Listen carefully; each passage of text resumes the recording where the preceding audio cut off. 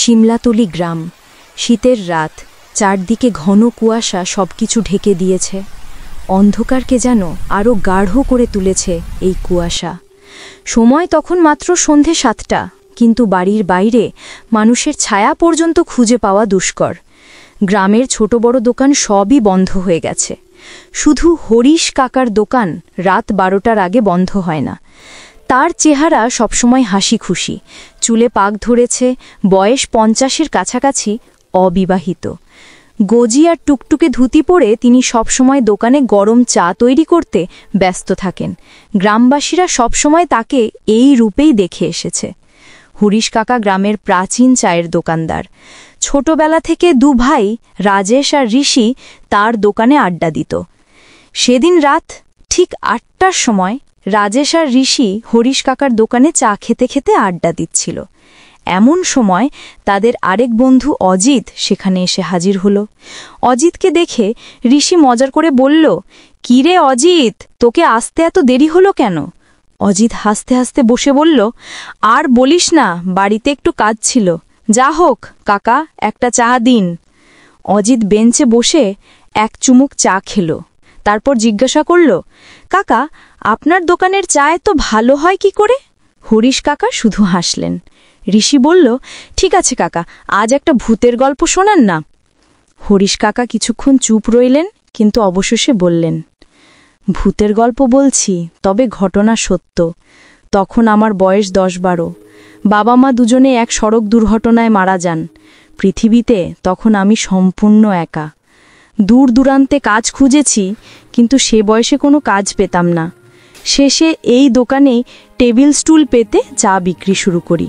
সকালে চা বিক্রি, দুপুরে স্কুল, এইভাবে জীবন এগোচ্ছিল। 8ম শ্রেণীতে পড়ার সময় নীরু নামে এক মেয়ের সাথে পরিচয় হলো। পরিচয় না বলে বলা উচিত, সে আমার আগে থেকেই স্কুলে পড়ত, তবে সেদিন প্রথমবার চোখে পড়ল। নীরুর ঘন কালো চুল আর কপালের টিপ যেন সৌন্দর্যকে আরও বাড়িয়ে তুলত। সেদিন সে ডাকলে বুকের ভেতরে অদ্ভুত এক আলোড়ন উঠেছিল। ধীরে ধীরে আমাদের মধ্যে ভালোবাসা জন্ম নিল। নীরু প্রতিদিন সকালে আমার দোকানে এসে চা খেত, তারপর আমরা একসঙ্গে স্কুলে যেতাম। দিনগুলো খুব ভালো কাটছিল। স্কুল শেষ করে কলকাতা বিশ্ববিদ্যালয়ে ভর্তি হলাম। পরে চাকরি পেলাম ও কলকাতায় চলে গেলাম। নীরু চিঠি লিখত, আমিও লিখতাম। মাঝে মাঝে গ্রামের বাড়িতে আসতাম। একদিন যখন বাড়ি ফিরছিলাম, পথে রঘু, ছোটবেলার বন্ধু, আমাকে দেখে বলল, "দোস্ত, নীরুর ব্যাপারে কিছু জানিস?" আমি বললাম, "না তো।" রঘু বলল, 3 মাস ধরে নাকি তোর কোনো চিঠিরই উত্তর দিচ্ছে না নীরু। তার কথা শুনে মাথা ঝিমঝিম করতে লাগলো। দৌড়ে গেলাম গ্রাম প্রধানের বাড়ির দিকে, কিন্তু সেখানে যাওয়া ঠিক হবে কিনা দ্বিধায় পড়লাম। তখনই গ্রাম প্রধান বাইরে এলেন। বাড়িটা অদ্ভুত নিস্তব্ধ, কোনো আলো নেই, কোনো শব্দ নেই।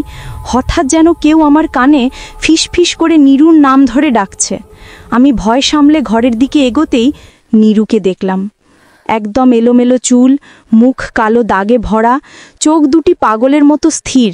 সে কাঁপা কাঁপা গলায় বলল, "আজ আমি সব বলবো।" সে বলতে শুরু করল, 7 মাস আগে একদিন পোস্ট অফিস থেকে ফিরে আসার পথে গ্রাম প্রধান তাকে ধরে নিয়ে যায়। তার মা বাবা নেই, একমাত্র মামাই ছিল ভরসা। কিন্তু গ্রামের মোড়লরা মিথ্যা মামলা সাজিয়ে মামাকে জেলে পাঠায়। গ্রাম প্রধান প্রতিদিন নীরুর ওপর অত্যাচার চালাতে লাগল।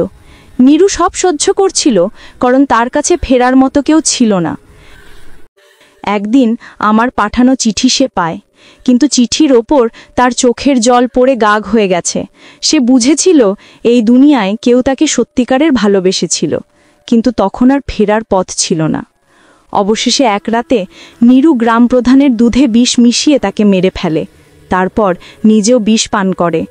নীরু বলল, "তোমাকে আমি সব বলতে চেয়েছিলাম, কিন্তু পারিনি। তুমি আমাকে ভুল বলো না। আমি শুধু চাই তুমি সুখে থাকো।" তারপর হঠাৎ অন্ধকারে মিলিয়ে গেল নীরু। হরিশ কাকা থামলেন। দোকানে নিস্তব্ধতা নেমে এলো। 3 বন্ধু হতবাক হয়ে বসে রইল। কাকা আবার চায়ের কেটলি তুললেন। "এই যে গজি ধুতি পরে থাকি, চা বানাই, এসব সব নীরুর জন্যই। ও আমার জীবনটাকে বদলে দিয়েছিল। হরিশ কাকার গল্প শেষ হলো। 3 বন্ধু চুপচাপ চা খেতে লাগলো। বাইরে তখন ভোরের আলো ফোটার অপেক্ষা।